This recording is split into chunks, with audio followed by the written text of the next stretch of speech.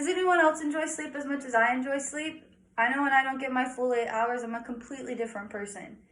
And my mood is drastically altered. I have a constant cloud over my head, basically letting me know that I need more sleep. Now, I've always been fascinated with sleep. I always wondered why I could sleep 12 hours no problem and why others could only sleep 7 hours max. So that's why today I decided to research how a lack of sleep can affect people negatively. I will first discuss what normal sleep looks like, and then we'll go on to discuss the disease risk for not getting enough sleep, and then the classifications of sleep disorders. To begin, we'll talk about the stages. And basically there are 4 different stages. Being awake is considered stage 0.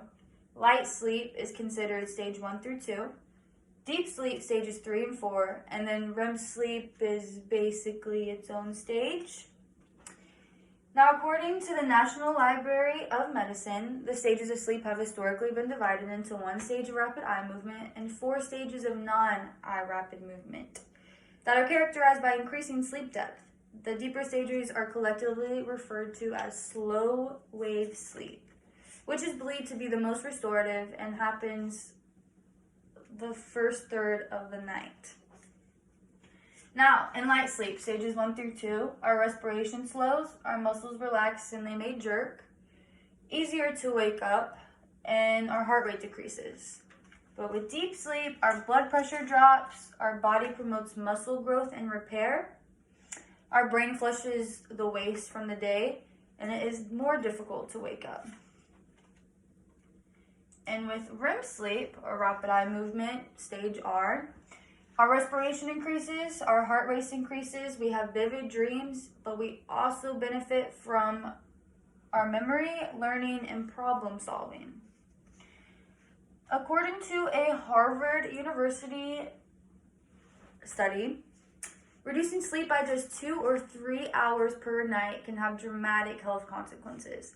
And some of those consequences are obesity, diabetes, cardiovascular disease and hypertension, immune function, and you're more susceptible to the common colds. Now, the National Sleep Foundation found that 35% of American adults rated their sleep quality as poor or only fair. That's a lot of American adults not getting as much sleep as we need, which would make sense as to why the U.S. melatonin sales have skyrocketed from 2003 to 2020. And whether it's own personal choice of not sleeping, or there are definitely other factors that can affect your sleep, like lifestyle and environmental factors, psychosocial issues, and medical conditions.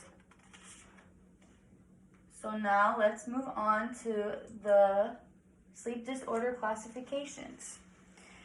The National Library of Medicine states that there are over 100 sleep disorder classifications. However, they are typically manifested in 1 or 3 ways, these being the ways: failure to obtain a necessary amount or quality of sleep, also known as sleep deprivation, an inability to maintain sleep continuity, also known as sleep fragmentation, and events that occur during sleep, like sleep apnea and restless leg syndrome.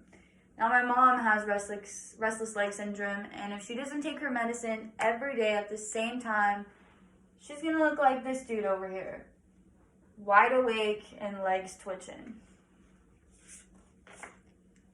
I used to think sleep deprivation and insomnia were the same thing, but researchers have distinctly separated the two, as sleep deprivation is not allowing enough time to sleep because of personal choice or everyday obligations, and insomnia is having plenty of time to sleep, but just not being able to fall asleep.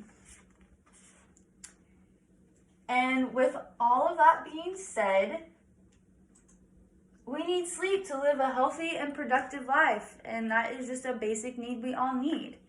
So today I discussed normal sleep, the disease risk of not getting enough sleep, and the different classifications of sleep disorders. I hope that my speech was very informative and you leave here knowing a little bit more about sleep than you came with. But I'm going to leave off on a fun fact. And humans spend nearly 25 years of our life sleeping. That's a third of our lives, and we're still not getting enough.